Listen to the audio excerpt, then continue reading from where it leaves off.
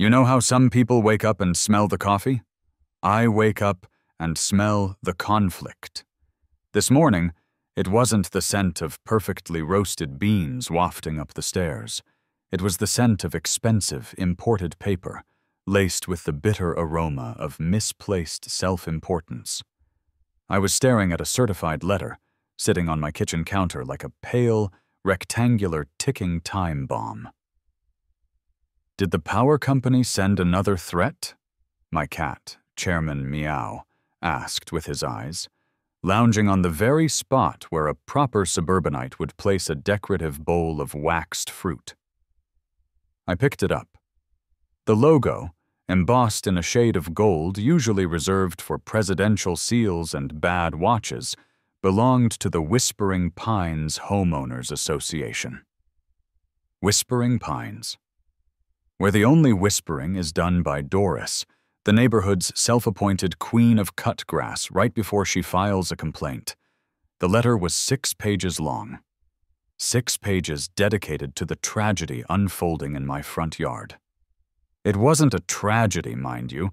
It was just a little patch of life. A few dandelions, some vigorous clover, a triumphant clump of crabgrass that had clearly won a decisive battle against the patchy fescue I'd abandoned 2 years prior.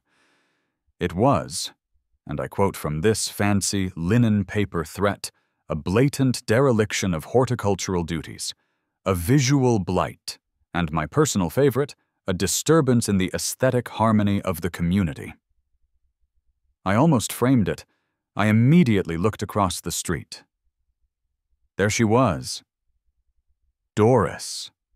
Her lawn was a sickening, uniform shade of green, like astroturf that somebody had meticulously polished.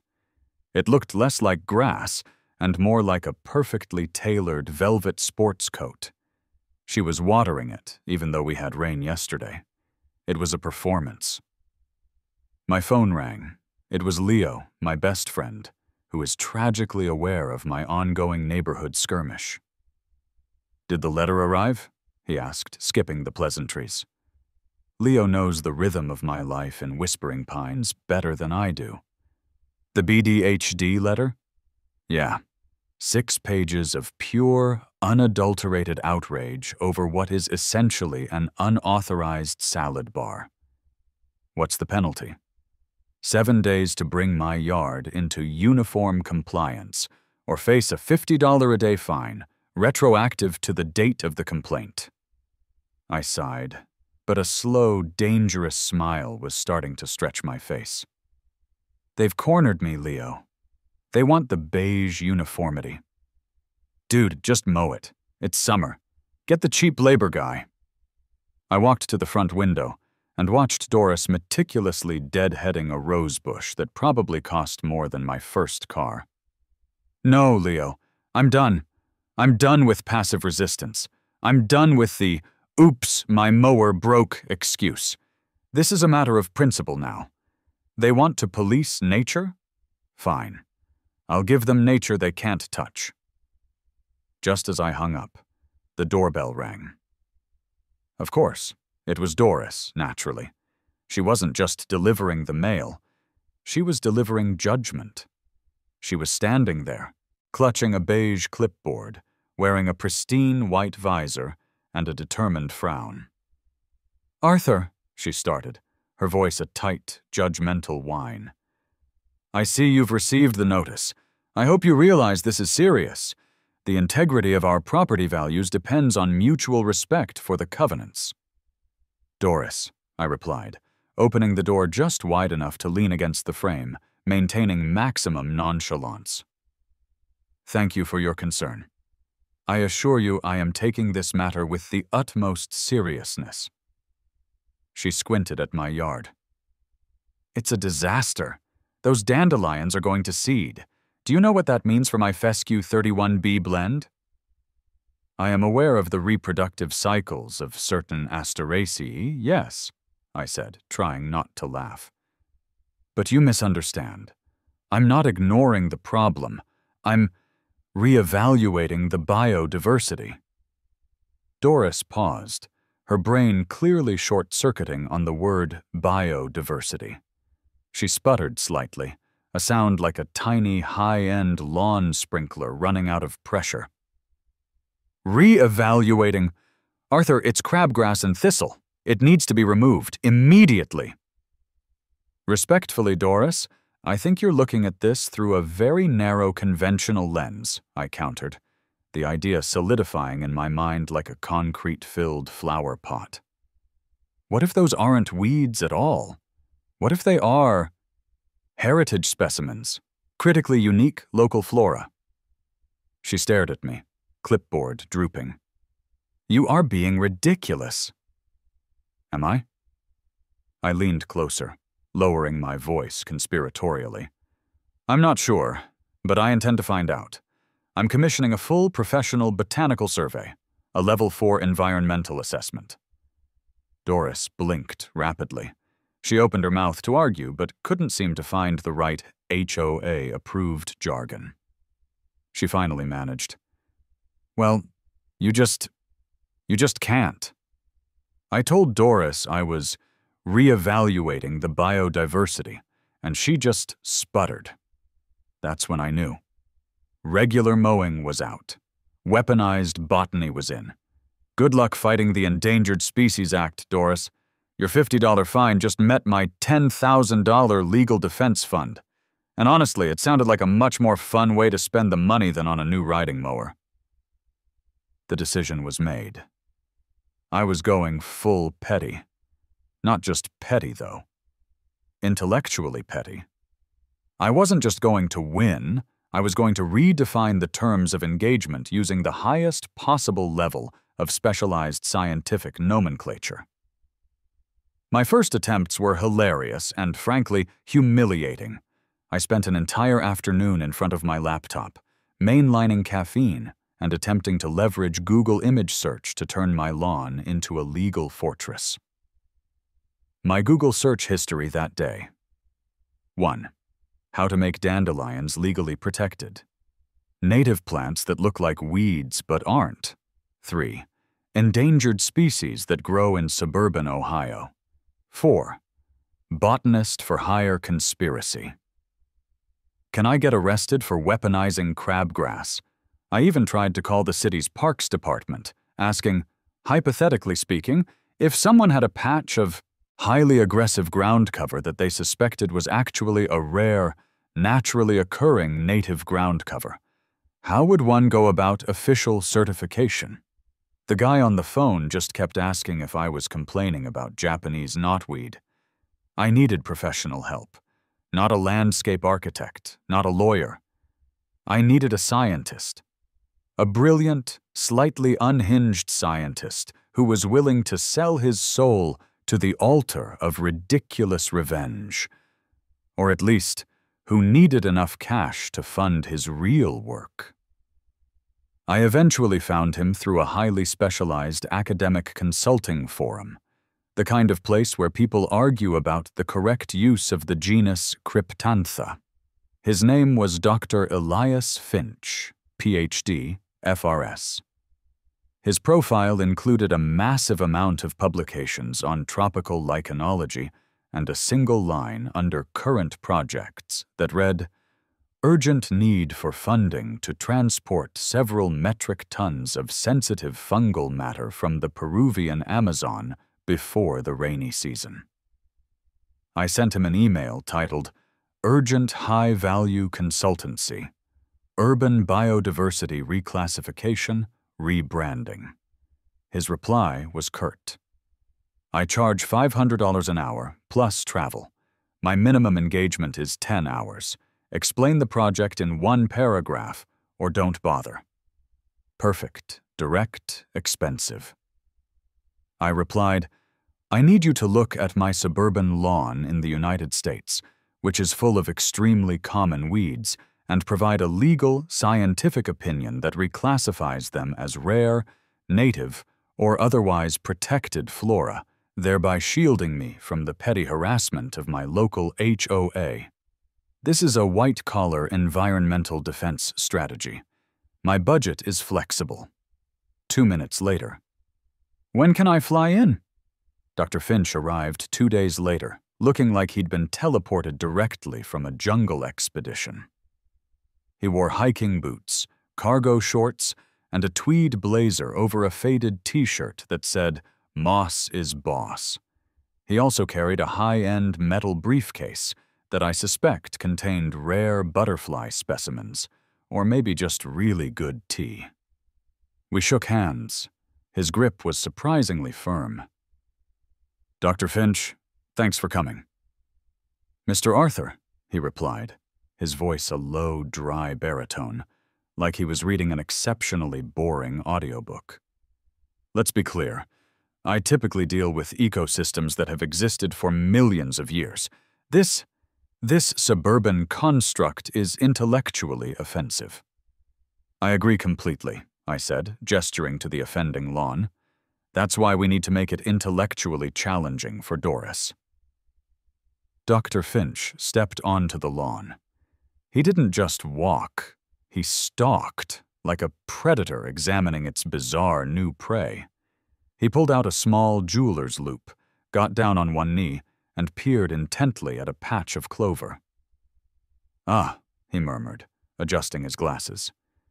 Is that good or bad?" I whispered.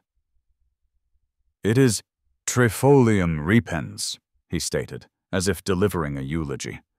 "Common white clover. Invasive, yes, but notice the density of the trifoliate expression, the specific resistance to the neighboring synthetic fertilizer runoff. And look at this," he pointed to a microscopic discoloration on a leaf. "It's surviving a persistent attack of Cercospora zebrina. This is not just clover, Mr. Arthur. This is Clover fortis." "Clover fortis," I repeated, tasting the Latin. "I love it." He moved to a patch of common chicory. This plant was taller, lankier, and starting to produce tiny, pale blue flowers.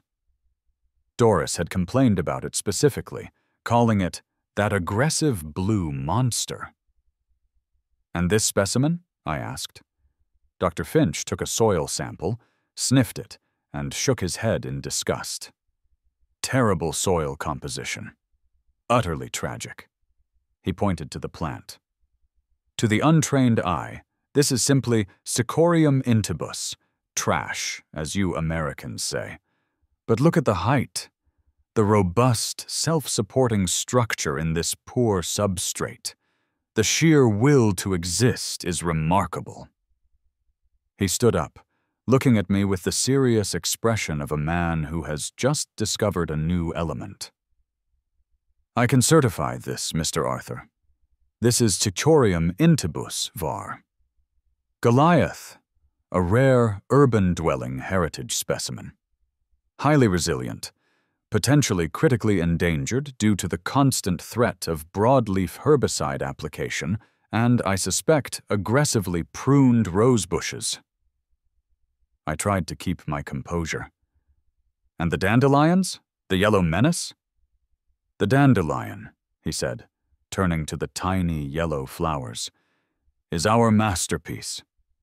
It is Taraxacum officinale. But we will argue, quite successfully, that its exceptional nutrient density and uninhibited growth pattern here are evidence of a genetically unstable hyper-resilience. It is an evolutionary anomaly, a scientific miracle." I handed him a check. The number was large, easily covering his Peruvian expedition. "Dr. Finch, you are a genius." He pocketed the check. "For 5,000, it's critically endangered. And for an extra 1,000, I can draft a paper arguing that the crabgrass, Digitaria sanguinalis, is a crucial nesting material for a rare ground-dwelling beetle, which requires minimal maintenance." Done. The transformation was immediate and theatrical. Dr. Finch, now fully engaged in the spirit of the project, treated my lawn like a sacred site. First came the tagging. Every square foot of my mess now sported small, aesthetically pleasing, weatherproof aluminum tags, each etched with Latin names like Trifolium repens fortis and Cichorium intibus var. Goliath. They were attached to tiny wooden stakes, creating a miniature graveyard of scientific pretension. Then came the signage.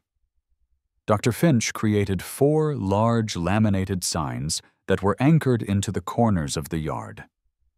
They read, in imposing block letters, Whispering Pines Conservation Trust, Official Urban Biodiversity, Conservatory, Plot 31, Critically Endangered, Flora Under Study, Do Not Disturb. Federal local regulations apply. The federal part was pure aspiration, but the effect on Doris was immediate and glorious. She was already out there, clipping her hedges into perfect spheres when I put up the first sign. She nearly sheared off her own thumb. The actual showdown came a week later at the quarterly HOA meeting, held in the community clubhouse, a place that smells perpetually of lemon pledge and suppressed rage. The meeting started, as always, with the treasurer talking about the pool maintenance budget, but everyone was just waiting for the main event. Arthur's blight. Doris was first up during the architectural and horticultural review section.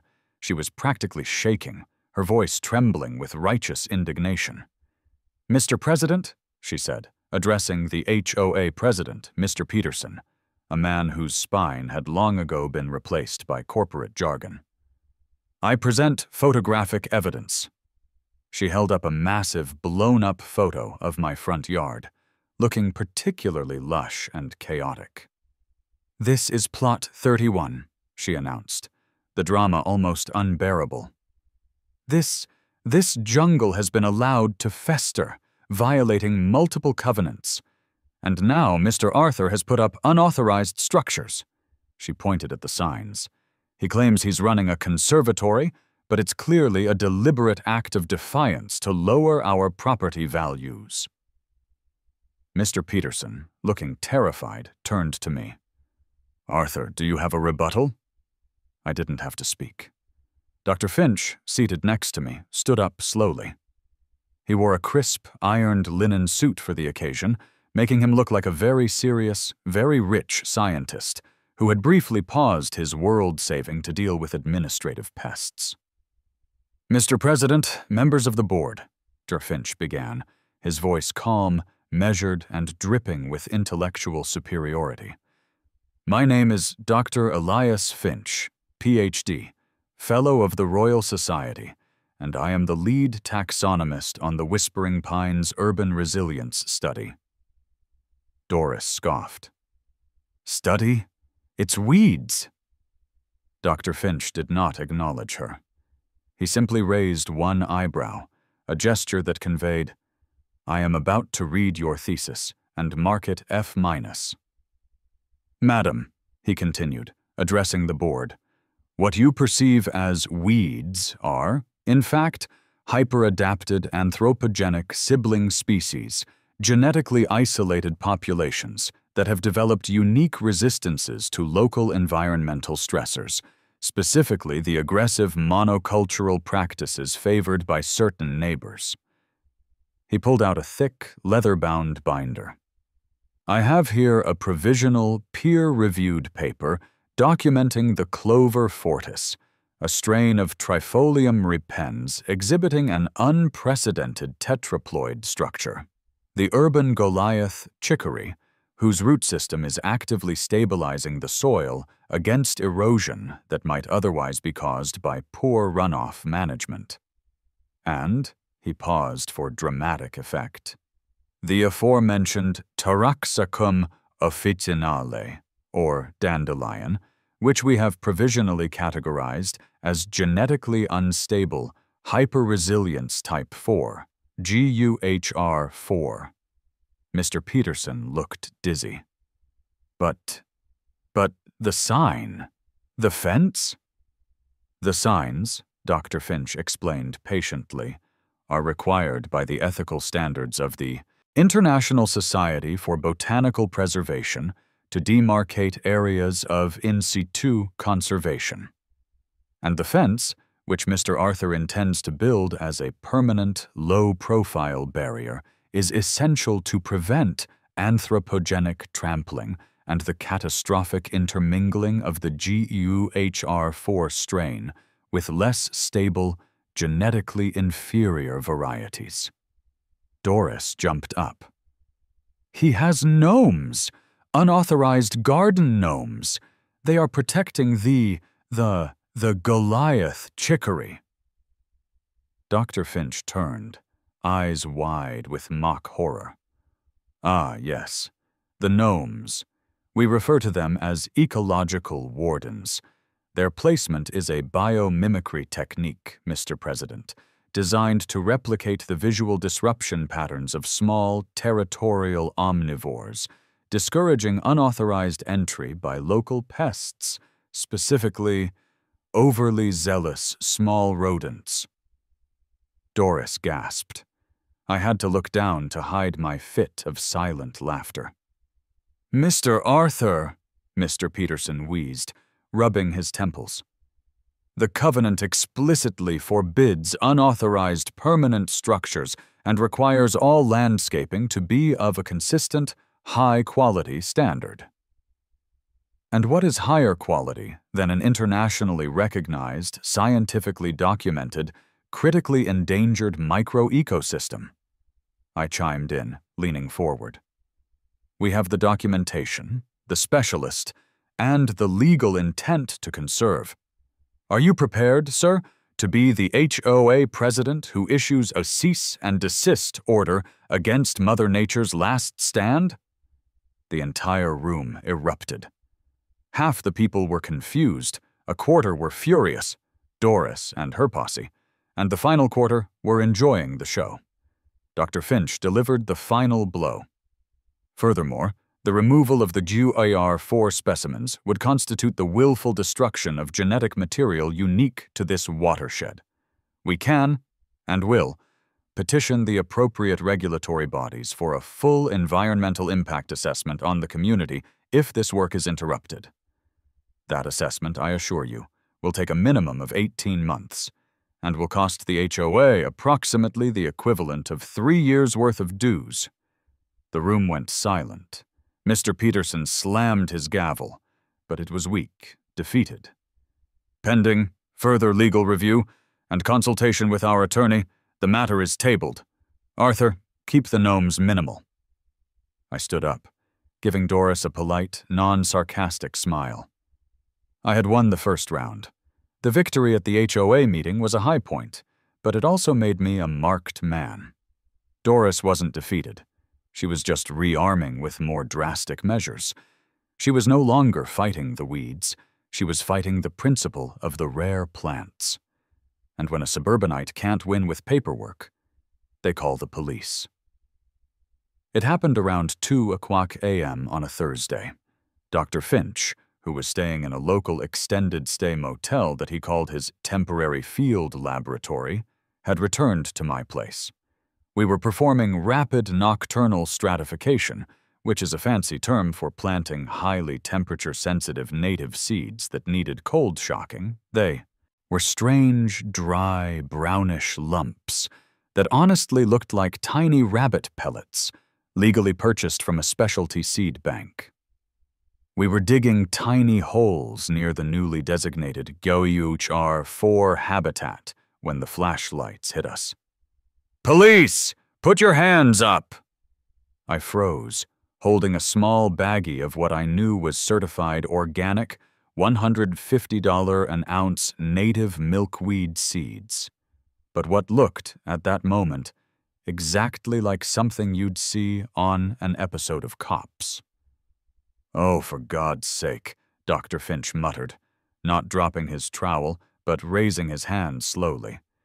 This is simply tiresome. 2 officers approached. Officer Johnson, who looked like he regretted every life decision that led him to investigate nighttime gardening, and Officer Diaz, who was clearly holding back a giggle. Sir, what are you doing? Officer Johnson asked, shining the light directly into my eyes. We are planting, I said calmly. It's called rapid nocturnal stratification. It's a method of sowing.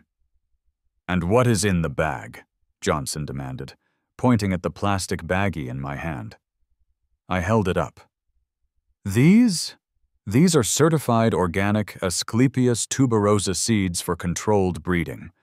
It's common butterfly milkweed, officer. We are bolstering the local lepidopteran population. It's a conservation effort, as per the signs on the perimeter. Officer Diaz stepped forward, shining his light on the highly scientific signs. He read, "Critically endangered flora under study." He looked at the crabgrass, then at me. "Is this a joke, sir? We received a call about suspicious activity, specifically 2 people burying contraband in the middle of the night." "Suspicious activity is Doris calling you every time I breathe wrong," I said, pointing across the street to Doris's house, which was completely dark, suggesting she was watching from behind a curtain. "We are ecologists, officer. We are performing necessary fieldwork to protect these incredibly rare, hyper-adapted anthropogenic sibling species." Dr. Finch finally spoke, adjusting his glasses. "Officer, if you must investigate, I suggest you consult Appendix B, Section 4 of my preliminary report on the urban resilience study, specifically the required temperature gradients for effective preceding stratification. Our methodology is sound." Johnson looked at his partner. "Did he just quote a book at us?" "I think he's trying to get us to take a botany class, John," Diaz replied.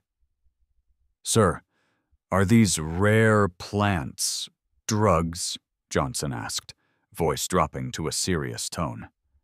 I felt a surge of pure comedic energy. "Officer, I assure you, I have already provided a full taxonomy to the HOA board. The most vigorous plant in this entire yard is the genetically unstable hyper-resilience type 4 dandelion, whose root system is more complex than the average corporate hierarchy. If you test it, you will find only complex hydrocarbons and vitamin C." Dr. Finch added, with a sigh of academic exasperation, "The leaves of the GUHR4, while highly potent, are entirely non-psychoactive. They are, however, excellent in salads, which is why we must protect them from unauthorized consumption." Officer Johnson, clearly at the end of his rope, pulled out his radio. "Dispatch, we have 2 individuals on Plot 31. They claim to be authorized botanists. They are planting legally purchased seeds and citing provisional peer-reviewed papers on the biodiversity of common weeds. Requesting supervisor guidance." The supervisor arrived 10 minutes later, a tired lieutenant named Williams.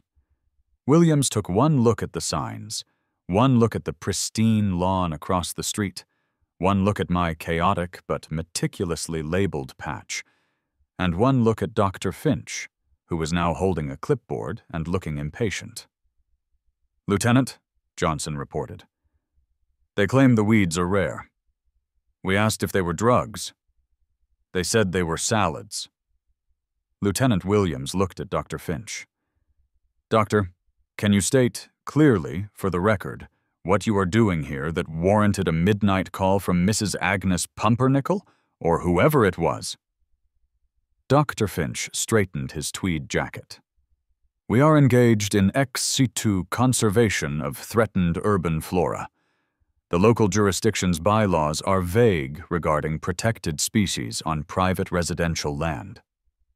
We are preemptively establishing legal precedent and generating a scientific paper that will argue for the inherent ecological value of the unmowed suburban yard. We are scientists, not criminals, Lieutenant. And frankly, this delay is compromising the thermal integrity of my stratification procedure." The lieutenant looked at the police report, which listed the complaint as suspicion of dumping and disturbing the peace. He looked at the high-end aluminum stakes with their perfect laser-etched Latin. He looked at the disgruntled expression of a genuine PhD being interrupted. "All right," Williams said, rubbing his eyes. "Johnson, Diaz, we're done here. There's no probable cause for anything but a misdemeanor nuisance, and these guys have enough paperwork to make that impossible." He turned to me.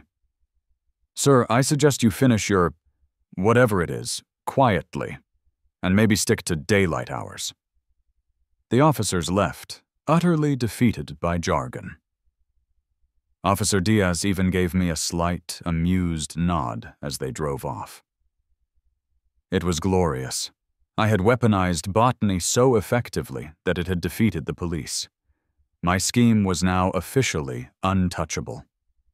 The weeds were protected not just by science, but by the sheer volume of bureaucratic headache they presented to anyone who dared question them. The police encounter convinced me of one thing. I needed to make the conservation project legally and physically irreversible. The HOA could fight a theory. They couldn't fight a functional, industrial-scale installation. I decided on a two-pronged approach. 1. The sanctuary boundary, a low, decorative stone perimeter wall, just substantial enough to look permanent and official, creating a habitat zone. 2. The microclimate, maintenance system, a custom, computer-controlled irrigation and misting system to prove I was actively managing this rare ecosystem. This meant dealing with contractors, people whose entire existence is based on efficiency and observable value, which was a hilarious contrast to my current project. The first was Tony, the mason. Tony arrived in a giant pickup truck, wearing a hard hat, and looking like he could lift the entire wall himself. "So, you're the guy that wants a wall for that?" Tony gestured to the lawn with a look of profound confusion. "That, Tony," I corrected him with the solemnity of a museum curator, "is a federally acknowledged, critically rare, urban ecosystem." "It's a bunch of weeds, man. My kid gets hay fever looking at that chicory," Tony grumbled, pulling out his measuring tape. "You want 2 feet high, dry-stacked flagstone, surrounding a 12 by 12 patch of aggressive ground cover." "Exactly. The purpose is habitat protection against anthropogenic intrusion," I said, handing him a diagram Dr. Finch had drafted, which included ridiculous cross-sections of the wall's foundation. "It needs to look permanent, and it needs to be HOA-proof." Tony scratched his head under the hard hat. "Look, buddy, I'm used to building retaining walls for people's pools. This is like building a Fort Knox for a terrarium. I'll charge you double for the psychological damage." We spent an hour arguing about the aesthetic merit of random rubble versus ashlar stone. Tony, in his pragmatic way, couldn't wrap his head around spending $8,000 on a decorative fence for something he could clear in 3 minutes with a chemical spray. "Why not just pave it, man? Concrete. Looks clean," he suggested, clearly trying to save me from myself. "Because, Tony," I explained, leaning in conspiratorially, "these weeds are worth more than my house. They are the last of their kind. If you can protect them, you're not just a mason. You're a conservation hero." He sighed. "Whatever, I'm just here for the concrete mix. Don't tell my crew what we're building. Tell them it's a foundation for a very small, very ugly statue." A few days into the masonry work, the inevitable happened. Tony accidentally stepped squarely on a clump of the critically moist species, a type of slightly robust sedge Dr. Finch had designated as needing special care. Dr. Finch, who was always observing from his car across the street like a nature documentarian, launched himself from his motel mobile and ran across the street, yelling, "No, no, you brute! You've compromised the integrity of the basal node!" Tony, who was mid-lift with a heavy stone, dropped it, staring at the frantic scientist. "Geez, man, it's a piece of grass." Dr. Finch was kneeling, examining the damaged leaf with his loupe, He produced a tiny, laminated emergency kit. "It's not a piece of grass. It's Carex fortiana. We may lose the whole clump. Mr. Arthur, fetch the specialized nutrient spray, Tony. Stand back!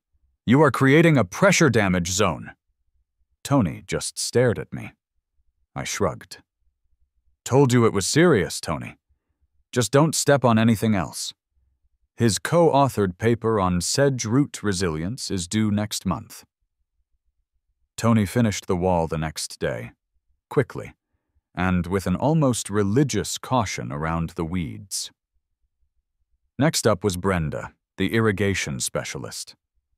Brenda was young, hyper-technical, and had a terrifying enthusiasm for complex systems.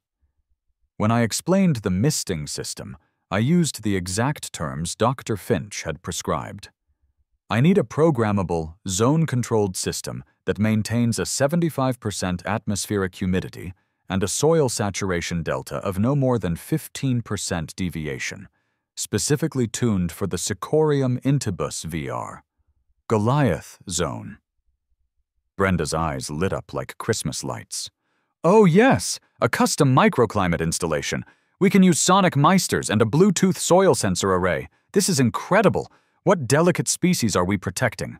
Orchids? Carnivorous plants?" "No, Brenda. Common chicory and clover," I said, trying to keep a straight face. Brenda didn't even blink. "Brilliant! The challenge of maintaining optimal turgor pressure in an aggressive urban environment. I love it. We can run the lines beneath Tony's beautiful protective barrier." The humor here was subtle. Brenda wasn't in on the joke. She was genuinely excited to apply high-tech solutions to low-tech problems. She treated my request with the respect I wished the HOA would give me. She installed 3 sonic misting heads, which looked like futuristic brushed steel bird feeders, and wired them up to a central computer in my garage. When she did the final test, the chicory patch was immediately enveloped in a fine, ethereal cloud of mist. It looked like a tiny, perpetually damp ecosystem, a bizarre botanical VIP room. The day the project was complete, I stood on my porch, drinking coffee and admiring the work. The low stone wall separated the pristine, aggressive uniformity of the neighborhood from my small, misty, high-tech sanctuary. The signs were imposing. The misting heads hissed gently. Doris was watching, of course. She was standing in her immaculately manicured driveway, clutching her pearls, or whatever expensive accessory one clutches when facing the absurd consequences of their own pettiness. The steam coming off my pampered weeds was practically a physical insult to her perfectly dry, fertilized, and non-endangered lawn. The total cost was staggering. But as I looked at the monument to my spite, I knew I had invested in the single greatest story I would ever tell. It was worth every penny. The installation of the perimeter wall and the constant misting system, which often caught the morning sun to create a permanent, shimmering little rainbow over the crabgrass, made it impossible to ignore. My viral social media account, Urban Resilience Plot 31, sealed the deal. I started posting daily updates with Dr. Finch's ridiculously formal captions. "Substrate analysis complete. Dew HR 4 density up 4% post-stratification. The specimens are thriving, despite continued passive aggression from adjacent landscaping." The local news picked it up first. "Suburban man defeats HOA with rare weed conservatory." Then, the calls started coming in from larger, lower-tier cable news outlets obsessed with weird news and man bites dog stories. A week later, a full camera crew from the All-American Life segment of a national network pulled up. They had a blonde reporter named Tiffany, who seemed to view my lawn with the same detached wonder she might view a 3-headed calf. "Arthur, thank you for having us," Tiffany chirped, mic in hand. "This is truly unique," Can you walk us through the mission of the Whispering Pines Conservation Trust? I instantly switched to my beleaguered, passionate conservationist persona. Tiffany, the mission is simple. To protect the last vestiges of our natural heritage from the relentless march of conformity, I said, pointing dramatically at the low wall. This wall, this microclimate, this is not a design choice. This is an act of ecological triage. We are protecting native, genetically unique flora that the HOA, frankly, wants to pave over. Dr. Finch, looking appropriately serious in a wide-brimmed safari hat, stepped in. Specifically, he interjected, sounding like he was translating cuneiform, we are observing a rapid speciation event in the Ticorium intybus family. We suspect that decades of chemical application in the surrounding yards has acted as a selective evolutionary pressure, breeding a superweed. This needs to be studied, not destroyed. Tiffany, bless her heart, scribbled furiously. So you're saying these weeds are superweeds? They are the botanical equivalent of a superhero, I confirmed. And the HOA is the villain, demanding that all superheroes wear sensible beige clothing and be cut to exactly 3 inches. The camera panned over the pristine, uniform yard belonging to Doris. It was a perfect contrast. The bright green velvet versus my shimmering, misty, chaotic, gray-green jungle. Suddenly, the side door of Doris's house burst open. She was coming. The final confrontation. Doris marched onto her lawn, hair rollers still slightly visible under a hastily tied silk scarf. She saw the camera and launched herself across the street. "Wait! Wait, you need to hear the other side!" Doris shrieked, elbowing the camera guy aside. She stood right in the misting zone, getting her expensive clothes wet. "Ma'am, who are you?" Tiffany asked, holding the mic toward her. "I am Doris, the vice president of the HOA, and this man is a menace. He is lying. He hired this doctor to look at his trash. They're not rare. They are just weeds. My property value is dropping like a stone because of his dandelions." Dr. Finch, ever the professional, stepped forward and produced a laminated, glossy certificate. He held it up next to Doris's angry, flushed face. "Madam," he said dryly, "in light of the intense selective pressure you have exerted upon this ecosystem via repeated aggressive landscaping complaints, I have recently finalized the provisional taxonomy. The most resilient dandelion found within the GUHR4 zone has been classified, officially, as a new subspecies, Taraxacum officinale var. Dorisae, or colloquially, Doris's folly." Doris froze, staring at the Latin name. Her name, now officially attached to a superweed. Her mouth opened, but no sound came out. The camera captured the entire, glorious moment. "I have done this to commemorate the extraordinary role your persistence has played in the selective evolution of this highly resilient flora," Dr. Finch added, with a slight, almost imperceptible smirk. The camera operator started shaking with silent laughter. Tiffany, the reporter, looked like she'd just won the Emmy lottery.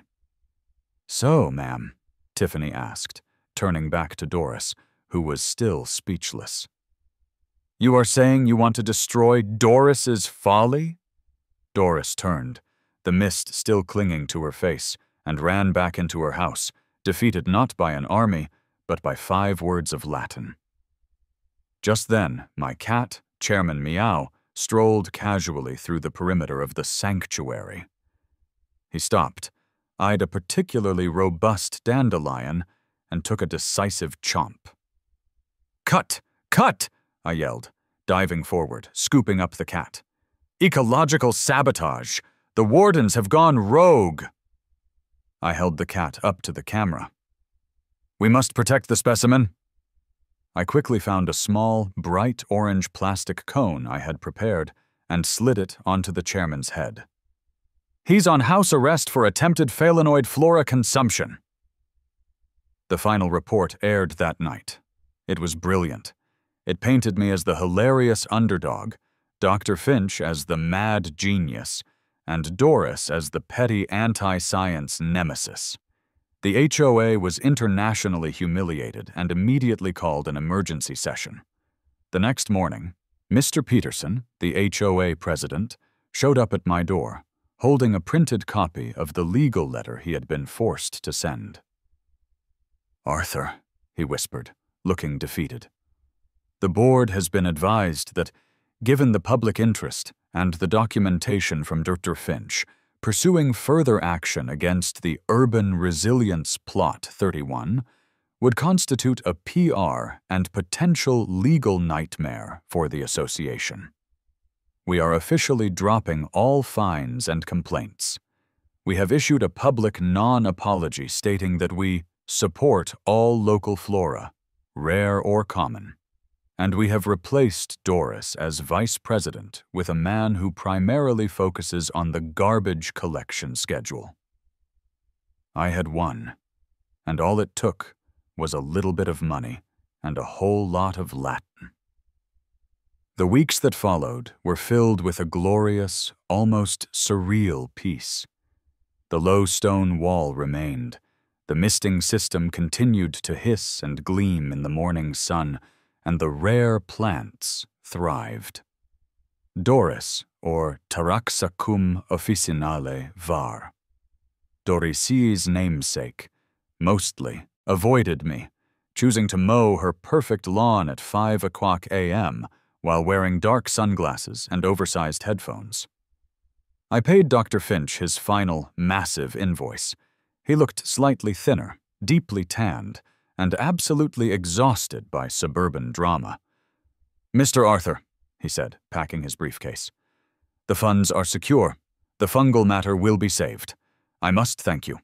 This was hands down the most ridiculous and yet professionally rewarding 6 weeks of my entire life." "The pleasure was all mine, Doctor. You gave my petty revenge a PhD." "Indeed. Never underestimate the power of documentation. Taxonomy is the most devastating weapon in a bureaucratic war." He paused, looking at my lawn one last time. "You know, the chicory really is quite robust. You should consider harvesting it for a surprisingly bitter but nutritious green." "I think I'll leave it. It's a monument now." He nodded, waved, and was gone, presumably off to the Amazon to save the world with the money I paid him to save a few dandelions. That evening, I was sitting on my porch, enjoying the quiet hum of the misting system. Leo called, of course. "Dude, you're a legend. I saw the interview. You compared the HOA to sensible beige clothing." "It was high stakes, Leo. I had to go for the jugular." "Seriously, though, how much did this cost you?" I hesitated. "Let's just say, I could have put a down payment on a boat, or bought a truly excellent lawnmower, or, commissioned a full-scale scientific investigation into the biological uniqueness of my own stubbornness." "So, the high-end lawnmower option?" "More. Much, much more. But here's the thing, Leo. Winning is cheap. Winning with flair is expensive. And I wasn't just winning. I was redefining the entire concept of a suburban lawn. I was fighting for the right to let nature be messy, even if I had to pay a highly educated man to prove that mess was scientifically important." He laughed. "So, was it worth the $10,000 bill?" I looked across the street at Doris, who was now watering her yard with a look of extreme fatigue. The fact that she had to live next to Doris's folly for the rest of her natural life was worth 10 times that. Every single penny. The ultimate confirmation of my victory arrived a few days later in the form of a small official envelope from the local parks department. It wasn't a complaint. It was a request. Dear Mr. Arthur, we are aware of the groundbreaking work being done at the Whispering Pines Conservation Trust, particularly regarding the genetically unstable hyper-resilience type 4, dandelion, and the urban Goliath chicory. We are commencing a new community garden project focusing on rare local flora, and we would be honored if you would consider donating a few of your rare breeding specimens to our public collection. I looked at the note. I looked at the weeds. They had become so successful that the local government now wanted a piece of the action. My revenge had gone full circle, transforming my dereliction into a civic duty. I took a deep breath, savoring the cool, moist air from the misters. Well, I said to Chairman Meow, who had the cone off and was eyeing a particularly tempting clover. Looks like I need to call Dr. Finch. We've got Phase 2, International Rare Plant Smuggling. Just kidding. We're just going to charge the city a consulting fee for the careful extraction and transportation of the hyper-resilient specimens. But seriously, I have to figure out the right way to transport a few handfuls of crabgrass while making it look like I'm moving the Hope Diamond. It turns out, the $10,000 bill wasn't just worth it. It was the best investment I ever made. Because now, my front lawn wasn't just a place where things grew. It was a scientifically certified, internationally recognized, and highly embarrassing monument to suburban defiance. And that, my friends, is the most beautiful shade of green there is.